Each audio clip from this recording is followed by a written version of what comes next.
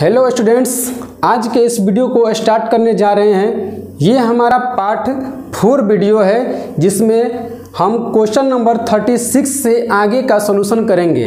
जैसा कि आप सभी को पता है कि हमने 12th एग्ज़ाम 2023 के लिए अपने प्यारे स्टूडेंट्स के लिए 500 ऑब्जेक्टिव क्वेश्चन का सीरीज लेकर आए हैं, जिसके पहले का 3 वीडियो हमारे चैनल पर उपलब्ध है। उसमें 35 क्वेश्चन तक का सॉल्यूशन किए हैं। तो अगर आप चाहते हैं कि इस 2023 एग्जामिनेशन में हम पूरा अंक प्राप्त करें 50 में 50, तो इस वीडियो को ज़रूर देखिए। सारे क्वेश्चन इसी वीडियो में से आने वाले हैं, मतलब ये 500 का जो सीरीज चला रहे हैं उसमें से। तो चलिए इस वीडियो को स्टार्ट करते हैं क्वेश्चन नंबर 36 से।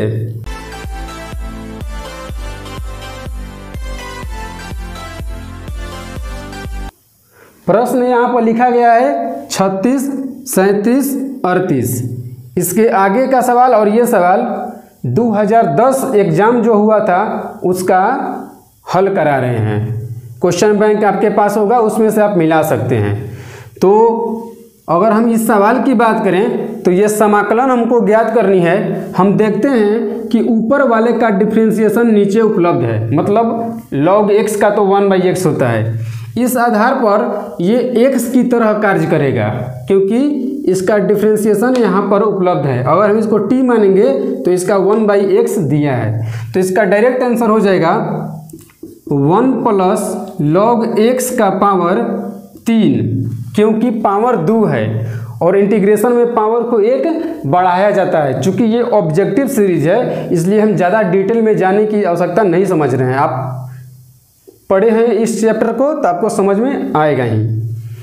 तो क्या होगा कि जो पावर रहता है उसका पावर 1 और बढ़ा देते हैं और उससे डिवाइड कर देते हैं। तो मेरा राइट आंसर आ गया 1/3 1 + log x का पावर 3, जो किस ऑप्शन में दिया है? ऑप्शन ए में बिल्कुल ही दिख रहा है, दिया है।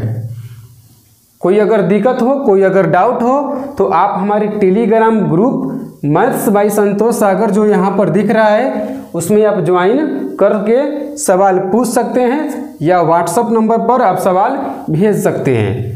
कोई दिक्कत नहीं है, बिल्कुल ही इजी क्वेश्चन है। आपको बस ये ध्यान रखना है कि 1 + log x का डिफरेंशिएशन 1/x होगा, क्योंकि 1 का 0 हो जाएगा और ये x की तरह कार्य करेगा।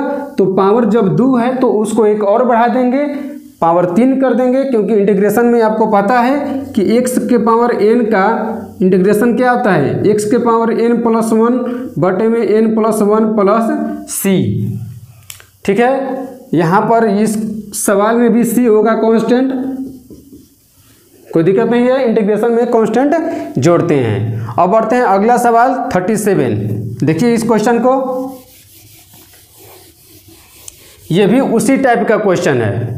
हम देखते हैं कि tan 1x का डिफरेंशिएशन 1/1/x² होता है। तो ये भी मेरा x की तरह काम करेगा, इसका भी पावर 2 है, लेकिन डिफरेंस इसमें यह है कि इसमें लिमिट दिया है 0 से 1।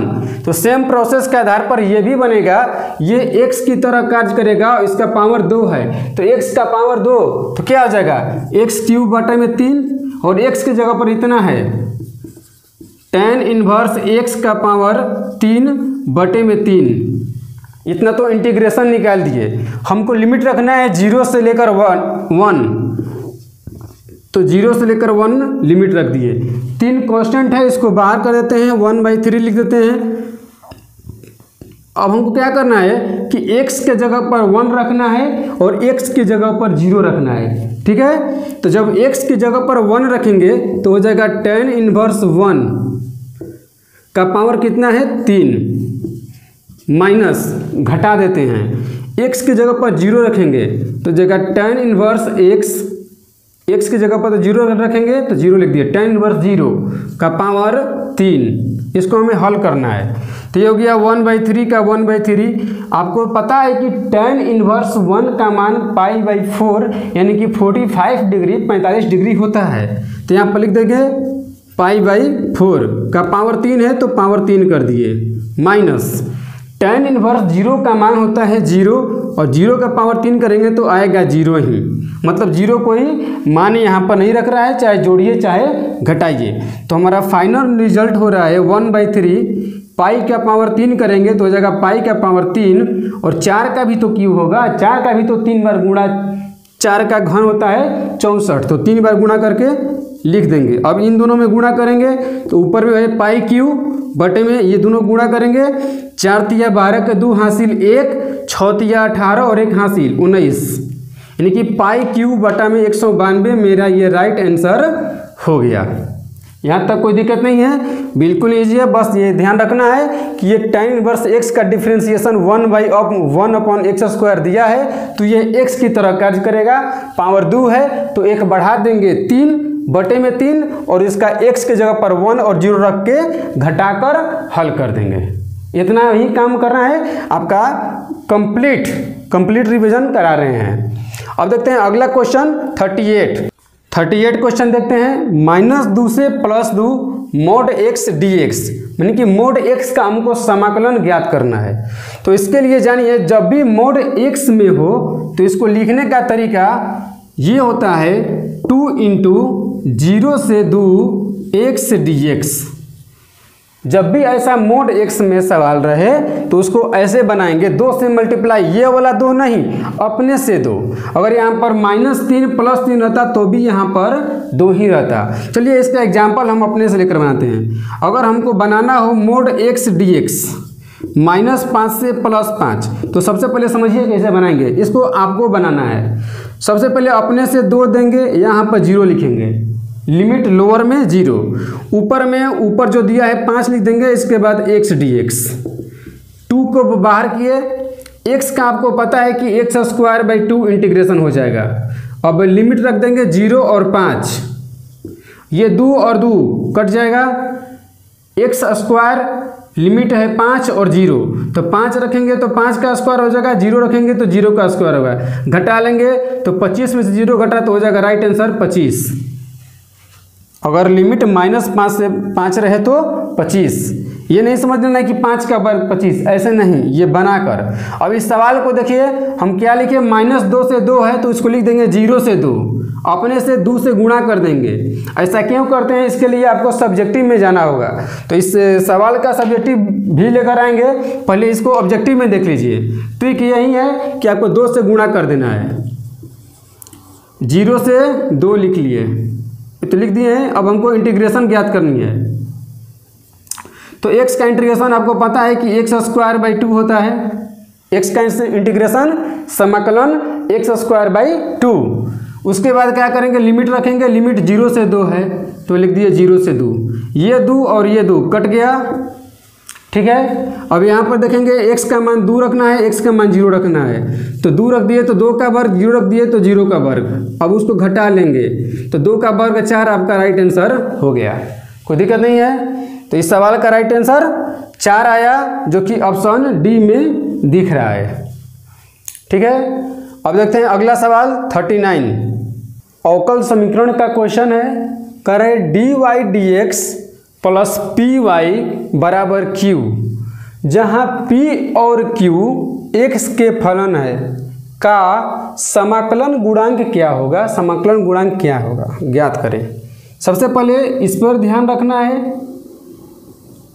dy dx + py = q। इस टाइप का क्वेश्चन बार बार एग्जाम में पूछा जाता है, जैसे कि आपका ये 2010 में पूछा है, आगे आने वाले आपके परीक्षा में भी पूछने की संभावना है। तो सबसे पहले जानिए कि अगर dy dx दिया हो तो इसका समाकलन गुणांक होता है e⁻p dx। e⁻p dx का समाकलन ये फिक्स है, ये फॉर्मूला है, इसमें ज़्यादा बताने की हमको ज़रूरत नहीं पड़ेगी। बस इसका ध्यान रखना है कि dy dx + py, यहाँ पर py रहना चाहिए, यहाँ पर dy dx रहना चाहिए। तो इसका समाकलन गुणांक e⁻p × dx का समाकलन, e⁻p × dx का समाकलन होता है। इसी का एक और रूप है, अगर dx dy + px = q हो, यहाँ पर y के जगह पर क्या आ जाएगा x। तो इसका समाकलन होता है, मतलब समाकलन गुणांक होता है e का पावर p dy। दो तरह का ये क्वेश्चन है और दोनों तरह से ये पूछा जाता है। समाकलन गुणांक आप समझ लीजिएगा, समाकलन गुणांक मतलब अगर यहाँ पर y रहे तो यहाँ पर x रहेगा, अगर यहाँ पर y रहे तो यहाँ पर x रहेगा, और यहाँ पर x रहे तो यहाँ पर y रहेगा। उल्टा जो देखेंगे कि p के साथ क्या है, अगर x है तो यहाँ पर y रहेगा, y है तो यहाँ पर x होगा। तो ये दोनों क्वेश्चन को मिलता जुलता क्वेश्चन है, दोनों अलग अलग क्वेश्चन है, इसको आप अच्छी तरह से नोट कर लीजिएगा। अब देखते हैं अगला क्वेश्चन 40। आप इसको देख लीजिए, ये भी अवकल समीकरण का व्यापक हल हमको ज्ञात करना है। इसके लिए क्या करते हैं कि हमको डिफरेंशिएशन करना होगा, इसको आप नोट कर लीजिएगा। डिफरेंशिएशन कैसे करेंगे आपको सब पता है, चूंकि ये ऑब्जेक्टिव है तो हम थोड़ा स्पीड से बताने की कोशिश करेंगे। y बराबर दिया है a sine px plus b cos px, ठीक है। यहाँ पर देख रहे हैं कि ये 2 पाई ऊपर में है, ऊपर में है, ऊपर में है। 2 पाई अगर ऊपर में रहे तो उसका मतलब होता है डबल डेरिवेटिव, 2 बार डिफरेंशिएशन करना है। तो अगर हम एक बार डिफरेंशिएशन करें तो यहाँ पर 1 डैश देंगे, तो आपको पता है कि साइन का हो जाएगा कॉस, साइन का डिफरेंशिएशन कॉस। ए कांस्टेंट है तो ए बाहर, साइन का हो गया कॉस px, लेकिन x का गुणांक p है तो वो p गुणा हो जाएगा। इसके बाद यहाँ पर प्लस है तो प्लस लिख दिए, b है तो b लिख दिए। कॉस का आपको पता है कि कॉस का डिफरेंशिएशन होता है माइनस साइन x, तो यहाँ पर लिख दिए माइनस साइन, p है तो px, लेकिन px में x का गुणांक p है तो p मल्टीप्लाई हो जाएगा। डिफरेंशिएशन में x का गुणांक मल्टीप्लाई में आ जाता है और इंटीग्रेशन में x का गुणांक डिवाइड में आ जाता है। तो चलिए इसको थोड़ा सजा कर लिख दें, तो y डैश बराबर हो जाएगा, p को आगे करते हैं तो A P cos px plus minus minus हो जाएगा, ई पी को आगे करते हैं b के साथ में तो bp हो जाएगा, और साइन px। अभी देखिए आंसर में नहीं दिख रहा होगा क्योंकि आंसर में आपको डबल डेरिवेटिव निकालना है तो हमको भी निकालना होगा। चलिए तो डबल डेरिवेटिव निकालते हैं, डबल डैश ए पी है तो ए पी लिख दिए, फिर उसी तरह से कॉस का डिफरेंशिएशन माइनस साइन एक्स, तो इंटू में लिख दिए माइनस साइन, जो एंगल दिया है उसको जस्ट लिख लेंगे, लेकिन देखेंगे कि x का गुणांक क्या है उसको मल्टीप्लाई में कर देंगे। तो x का गुणांक p है तो यहाँ पर p लिख दिए, ठीक है। उसके बाद माइनस है तो माइनस, bp है तो bp, साइन का डिफरेंशिएशन cos px, लेकिन x का गुणांक अगेन p है तो इसको मल्टीप्लाई में कर देंगे p। तो कहने का तात्पर्य क्या है कि यहाँ पर p है, यहाँ पर भी p है, तो हो जाएगा a तो a और p स्क्वायर, माइनस है तो इसको माइनस को कर देते हैं बाहर, और उसको लिख देते हैं साइन px। यहाँ पर माइनस है तो माइनस को कर दिए बाहर, p और p स्क्वायर और b पहले से है तो हो जाएगा bp स्क्वायर, और यहाँ पर cos px। अब हम देखते हैं कि माइनस दोनों में है, p स्क्वायर दोनों में है, तो दोनों को बाहर कर लेते हैं, माइनस p स्क्वायर बाहर कर लिए, क्योंकि p a साइन ये सब आंसर में नहीं दिया है तो हमें कुछ करना होगा। तो क्या करना होगा कि जो कॉमन पार्ट है उसको बाहर कर लिए, माइनस को बाहर कर लिए, p स्क्वायर को बाहर कर लिए, तो a बचा यहाँ पर बचा साइन px, जी हो गया प्लस, क्योंकि कोष्ट में से दोनों को बाहर कर लिए माइनस, तो दोनों माइनस वाला दोनों प्लस हो जाएगा। यहाँ से p स्क्वायर बाहर कर लिए तो बचा b और cos px, ठीक है, यहाँ तक कोई दिक्कत नहीं है। अब देखिए माइनस p स्क्वायर, ये जो मेरा मान चल रहा है किसका मान चल रहा है, डबल डैश का, y डबल डैश का, y डबल डैश का, ठीक है, माइनस p स्क्वायर। अब देखिए ये जो इतना आप पार्ट लिखे हैं a sine px plus b cos px, ये देखिए किसका मान है, दिख रहा है आपको, ये पूरा का पूरा किसके बराबर है, y के बराबर है, तो इसको ले लेते हैं y। अब देखिए सवाल में से तो ऐसे नहीं दिया है, p और y को इधर भेजते हैं तो y डबल डैश ये माइनस में है, इधर आएगा तो प्लस में हो जाएगा, प्लस पी स्क्वायर वाई बराबर 0। अब देखिए हमको भगवान से भेंट हो गई, y double dash plus P square Y बराबर 0। क्या आपको दिख रहा है कहीं पर? देखिए तो y double dash plus P square Y, इसमें स्क्वायर नहीं है, इसमें स्क्वायर है, तो ये आपका राइट आंसर है। y double dash plus P square Y बराबर 0 इस सवाल का अवकल समीकरण कहलाएगा। अवकल समीकरण उसे कहते हैं जिसमें dy dx का यूज हो या डबल डिफरेंशिएशन का यूज हो, उसको यूज करके इक्वेशन बनाया गया, तो इसलिए अवकल समीकरण। यहाँ तक आपको कोई दिक्कत नहीं होगा, स्क्रीनशॉट आप खींच सकते हैं। अब बढ़ते हैं नेक्स्ट क्वेश्चन 41। इसको यहाँ पर बना देते हैं, क्वेश्चन को मिटाकर। बहुत ही इजी क्वेश्चन है लेकिन बहुत ही उपयोगी है, समझिए। कह रहे एक समतल का समीकरण दिया है, तो हमें इसके अभिलंब की दिक् कोज्या को निकालना है। तो समझिए दो चीज होता है, एक अभिलंब का दिक् अनुपात और एक अभिलंब का दिक् कोज्या। तो पहले हम समतल लिखते हैं, समतल क्या दिया है। समतल का समीकरण को उतार लेते हैं, 2x minus 3y minus 6z minus 3 बराबर 0। ये समतल का समीकरण दिया है, लेकिन हमको इसको दिक् कोज्या ज्ञात करनी है। तो दिक् कोज्या डायरेक्ट नहीं ज्ञात करेंगे, सबसे पहले उसके लिए हमको एक स्टेप पीछे जाना पड़ेगा दिक् अनुपात पर। उसको हिंदी में बोलेंगे दिक् अनुपात और इंग्लिश में बोलेंगे DRS, डायरेक्शन रेशियो। तो डायरेक्शन रेशियो दिक् अनुपात वो होता है जो x y z का गुणांक है, वही हमारा क्या होता है दिक् अनुपात। तो क्या दिख रहा है, 2x का गुणांक 2, y का गुणांक -3 और z का गुणांक -6। अगर इस सवाल में समतल के समीकरण में दिक् अनुपात पूछता है तो इसका आंसर होगा 2 -3 -6। लेकिन दिक् अनुपात नहीं पूछा है, दिक् कोज्या पूछा है। तो दिक् कोज्या ज्ञात करने से पहले हमें इस सब का वर्ग निकालना होगा। जब हम वर्ग निकालेंगे तो क्या हो जाएगा, 2 का वर्ग, चलिए ना डायरेक्ट लिखते हैं। जब वर्ग इस सबको निकालेंगे तो 2 का वर्ग 4 हो जाएगा, 3 का वर्ग 9 और 6 का वर्ग 36। 36 और 4 40, 9 49, 49 का वर्गमूल 7। ऐसा क्यों किए, दिक् अनुपात निकालने के लिए किए। दिक् अनुपात अब जो सवाल में पूछा है उस पर आते हैं। दिक् अनुपात ज्ञात करने के लिए क्या होता है कि इसके मापांक में, मतलब सबके वर्ग के योग से भाग देने पड़ते हैं दिक् अनुपात में। तो 2 है तो 2 में भाग दे दीजिए, -3 है तो -3 में इससे भाग दे दीजिए, -6 है तो -6 में इससे भाग दे दीजिए, और यही मेरा क्या हुआ राइट आंसर। सबसे पहले क्या किए, हम थोड़ा रिवाइज कर लीजिए। x का गुणांक, y का गुणांक, z का गुणांक, ये मेरा अभिलंब का दिक् अनुपात हो गया। इसका वर्ग करके जोड़ दिए तो आया 7।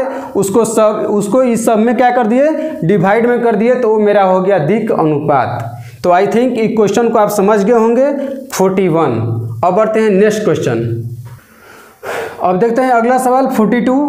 ये एक प्रायिकता का क्वेश्चन है, प्रोबेबिलिटी का क्वेश्चन है। कह रहा है कि a की प्रायिकता 3/8 है, b की प्रायिकता 5/8 है, a यूनियन b की प्रायिकता 3/4 है। तो हमें PB/A ज्ञात करना है, ठीक है। तो सबसे पहले जानिए PB/A बराबर होता है PA इंटरसेक्शन B बटे में नीचे वाला को लिखेंगे। मतलब अगर यहाँ A/B होता तो ऊपर में कोई चेंज नहीं होता, A/B में नीचे B लिखेंगे और B/A में नीचे A लिखेंगे, दोनों में A इंटरसेक्शन B ही रहता है। तो इसके लिए हमको A इंटरसेक्शन B की प्रायिकता ज्ञात करना है, जो अभी उपलब्ध नहीं है। देखिए यूनियन का है मगर इंटरसेक्शन का नहीं है। तो इंटरसेक्शन के लिए हमको फार्मूला पर जाना होगा। तो PA यूनियन B बराबर फार्मूला होता है PA plus PB minus PA intersection B। यहाँ पर रखेंगे, ये तीनों का मान यहाँ पर रखेंगे और PA इंटरसेक्शन B का मान निकाल लेंगे। तो रखते हैं ए यूनियन बी का मान है 3/4 तो 3/4 रख दिए, पी ए का मान है 3/8 तो 3/8 रख दिए, प्लस है तो प्लस, पी बी का मान है 5/8 तो 5/8 रख दिए, माइनस इसका मान तो हमें ज्ञात करना है, दिया नहीं है, इसको जैसे का तैसे छोड़ दिए। अब देखिए 3/8 और 5/8 मिलकर 3 और 5 8/8 हो जाएगा, मतलब 1 हो जाएगा। कैसे? तो देखिए ऐसे 3/4 बराबर, ये दोनों को एलसीएम निकालेंगे तो 8, 8 से 8 कटेगा एक बार में तो मतलब 3, 8 से 8 कटेगा एक बार में मतलब 5, तो हो जाएगा minus P A intersection B, 5 3 हो जाएगा 8, 3/4 बराबर 8/8, इसको 8/8 को कटाकर 1 लिख लेते हैं, ऑब्जेक्टिव क्वेश्चन है, इतना तो आप करना पड़ेगा। अब ये माइनस में इधर आके क्या काउंसिंग हो जाएगा प्लस में, तो पी ए इंटरसेक्शन बी बराबर, ये माइनस है इधर आके हो गया प्लस में, 1 दिया है तो 1, ये 3/4 को उधर ले जाते हैं तो प्लस में तो हो जाएगा तो -3/4। अब इसको घटा लेते हैं तो 4 का 4, 4 में से 3 घटा 1, 1/4 जो नीचे है उसको नीचे लिख दिए। तो यानी कि ए इंटरसेक्शन बी का मान आपको तो जोड़ घटाव आता ही है, पी ए इंटरसेक्शन बी का मान है क्या 1/4। हमको इसकी ज़रूरत पड़ेगी क्वेश्चन का आंसर ज्ञात करने के लिए, क्योंकि b/a हमको ज्ञात करनी है। तो यहाँ पर रखते हैं पी ए इंटरसेक्शन बी का मान आ गया 1/4, तो 1/4 रख दिए, पी ए का मान दिया है 3/8 तो 3/8 रख दिए।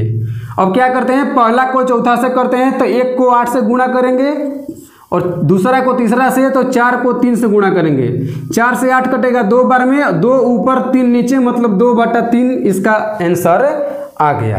तो देखिए किस ऑप्शन में दिया है, ऑप्शन ए बी सी में दिया है 2/3। तो इस सवाल का राइट आंसर 2/3। आप इसको ध्यान रखिएगा, ये फार्मूला है बहुत ही काम का है। इसका एक और फार्मूला लिख देते हैं, ए b/a के जगह पर a/b पूछेगा तो पी ए इंटरसेक्शन बी बटे में नीचे वाले को नीचे लिखेंगे पी बी। ये दोनों फार्मूला को चिपका लीजिए अपने नोट्स में, ठीक है। इसका स्क्रीनशॉट खींच लिए। अब बढ़ते हैं अगला सवाल 43 पर।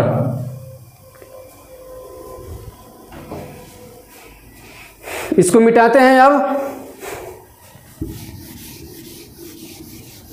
अगला सवाल देखिए 43, मैट्रिक्स का क्वेश्चन है।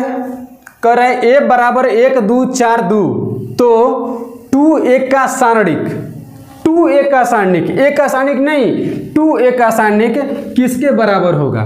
तो इसका शॉर्टकट तरीका बताएं। यहाँ पर संख्या क्या दिया है 2, इसका कोटि क्या है 2, तो 2 का पावर 2 क्या हो जाएगा 4, पावर में कर देना है 4, जहाँ पर 4 देखेंगे वही हमारा आंसर हो गया। जैसे यहाँ पर पूछता 3a का मान क्या होगा, तो इसका पावर कितना है, कोटि कितना है 2, तो 3 का पावर 2 हो जाता है 9। अगर यहाँ पर पूछता 8a का मान क्या होगा, तो अगर यहाँ पर 2 है तो 8 का पावर 2 क्या हो जाएगा 8 का वर्ग 64a के बराबर। लेकिन फिलहाल क्वेश्चन में था 2a का मान क्या होगा, तो 2 का वर्ग 4, आपका राइट आंसर हो गया। अब बढ़ते हैं नेक्स्ट क्वेश्चन 44 पर। कर रहा है कि इसका व्युत्क्रम, ये भी मैट्रिक्स का है, हमको व्युत्क्रम ज्ञात करनी है। तो व्युत्क्रम ज्ञात करने के लिए सबसे पहले उसका हमको एडजॉइंट ज्ञात करना होगा। एडजॉइंट ज्ञात करने के लिए एक एग्जांपल लेते हैं। अगर हमको 1 2 3 -4 अगर कोई दिया है मैट्रिक्स ए, इसका हमें एडजॉइंट निकालना होगा, तो कैसे निकालते हैं देखिए। इन दोनों को स्थान चेंज करते हैं, इन दोनों को क्या करते हैं स्थान चेंज। तो 4 यहाँ पर नीचे में है माइनस में, तो इसको यहाँ पर लिख देंगे, 1 को ऊपर का नीचे लिख देंगे। और ये दोनों का क्या करते हैं चिन्ह बदलते हैं। तो +2 है तो हो जाएगा -2, +3 है तो हो जाएगा -3। ये आंसर नहीं है, अभी हम एग्जाम्पल बता रहे हैं कि एडजॉइंट कैसे निकालते हैं। एडजॉइंट की सहायता से हम इन्वर्स निकालेंगे, व्युत्क्रम निकालेंगे। तो यहाँ पर हम एग्जाम्पल लिए 1 2 3 -4, हमको इसका एडजॉइंट ज्ञात करने के लिए बोले कि इन दोनों का स्थान चेंज कीजिए। यहाँ पर 1 ऊपर में है तो इसका यहाँ पर लिखिए और -4 को ऊपर में यहाँ पर लिखिए। इन दोनों का साइन चेंज कीजिए, प्लस में है तो माइनस में और माइनस में है तो प्लस में। तो ये दोनों प्लस में था तो दोनों को माइनस में कर दिए। अगर हमें इसका इन्वर्स निकालना होगा, ए इन्वर्स, तो वो होता है एडज्वाइंट ए बटे में सारणिक। तो अगर हम इसका सारणिक निकालने चले तो 4 और 1 से गुणा करेंगे तो हो जाएगा -4, और 3 और 2 से गुणा करेंगे तो हो जाएगा 6, घटा लेंगे तो हो जाएगा -10। मतलब एडज्वाइंट में 10 से हमको भाग देना पड़ेगा। इसमें अगर हम भाग दें तो कैसे लिखेंगे, इंटू 1/10। ये मेरा आया ए इनवर्स। इसी आधार पर हमें एक क्वेश्चन को बनाना है। एग्जाम्पल दे दिए, अब आते हैं अपने सवाल पर। कुछ समझ में आया होगा। कह रहे कि इसका व्युत्क्रम क्या होगा, तो सबसे पहले एडज्वाइंट निकालेंगे। ADJ एडज्वाइंट को ऐसे लिखते हैं, उसके पहले हम ए लिख लेते हैं। Cos minus sine, cos theta minus sine theta, sine theta cos theta, sine theta cos theta. अगर हमें ज्वाइंट निकाले तो बोले कि इन दोनों को स्थान चेंज कीजिए, तो दोनों बराबर है तो स्थान कुछ भी करिए, बात तो वही है। कॉस थीटा कॉस थीटा, इन दोनों का साइन चेंज कीजिए, तो ये माइनस में है तो हो जाएगा प्लस में, ये प्लस में है तो हो जाएगा माइनस में। एडज्वाइंट निकाल लिए। अब इसका सारणिक का मान निकालेंगे, तो कॉस कॉस से गुणा होगा तो कॉस स्क्वायर थीटा, ये दोनों से गुणा होगा तो माइनस साइन स्क्वायर थीटा। लेकिन इन दोनों को क्या करते हैं, घटाते हैं, तो घटाएंगे तो minus minus plus, cos square theta plus sine square theta हो जाएगा बराबर 1। आपको पता है, मतलब एडज्वाइंट निकालकर हमें सारणिक से भाग देना है, और सारणिक मेरा आया 1। तो 1 में किसी भी संख्या से, मतलब किसी भी अवयव में 1 से भाग दीजिएगा तो वही अवयव प्राप्त होगा, चाहे वही संख्या प्राप्त होगा। अगर 1 से भाग देंगे तो एडज्वाइंट ए निकाल ले तो इतना आया, उसको 1 से भाग देंगे तो हमारा ए इनवर्स आएगा। तो मेरा ए इनवर्स जो है वो इतना ही आएगा। क्यों? क्योंकि 1 से भाग देंगे तो इतना ही का इतना ही रहता है। तो देख लीजिए कि ये ऑप्शन किस में है, cos sine minus sine cos, इसमें नहीं है। Cos sine minus sine cos इसमें है, cos sine minus sine cos. ठीक है, तो इस सवाल का राइट आंसर 44 का ऑप्शन बी इनवर्स निकल गया। अगर इस सवाल में 1 नहीं आता तो इससे थोड़ा अलग आंसर आ सकता था। अब देखते हैं अगला क्वेश्चन 45। आपको फिर एक बार रिवाइज कर दें कि ये जो आप वीडियो देख रहे हैं मैथ्स बाय संतोष सागर के यूट्यूब चैनल पर देख रहे हैं, और मैं हूँ संतोष सागर। आपके लिए ये चौथा वीडियो लेकर आए हैं। इसके पहले का 3 वीडियो आप जरूर से जरूर देखिएगा, जिसमें 35 क्वेश्चन का सलूशन करा दिए हैं। अब देखते हैं अगला क्वेश्चन 45। त्रिभुज का शीर्ष दिया है और इसका क्षेत्रफल हमको ज्ञात करना है। तो इसका क्षेत्रफल ज्ञात करने के लिए हम सारणिक का उपयोग करेंगे। तो क्षेत्रफल बराबर हो जाएगा 1/2 इंटू सारणिक। सारणिक में क्या लिखेंगे वो देखिए, 3 8 5 2 और -4 2 है। तो 3 8 5 2 और -4 2, 3 पॉइंट को लिख लिए। उसके बाद 1 1 1 अपने से लिखेंगे, क्षेत्रफल निकल जाएगा। तो चलिए इसको हल करते हैं। 1/2 इंटू 3 को लेकर हल करते हैं। तो जब 3 को लेकर हल किए तो ये लाइन और ये लाइन बंद, 2 एका 2 और 2 एका 2, 2 में से 2 घटेगा। चलिए अब 8 लेकर बनाते हैं। ये मतलब पहला पंक्ति से बना रहे हैं, 3 ले लिए, अब 8 ले रहे हैं। तो ये लाइन बंद, ये दोनों में मल्टीप्लाई होगा। उसके पहले इसका चिन्ह माइनस होता है, 8 का चिन्ह माइनस होता है। ये लाइन बंद, ये लाइन बंद। तो 5 1 से गुणा होगा तो 5, और -4 और 1 से गुणा होगा तो -4। लेकिन ये घटता है तो हो जाएगा +4। उसके बाद 1 लेकर बनाते हैं, तो ये लाइन बंद, ये लाइन बंद। ठीक है, तो ये मिला 5 2 10 और 4 दूनी 8। तो ये माइनस पहले से है और फिर घटेगा तो माइनस माइनस प्लस हो जाएगा, तो हो जाएगा +8।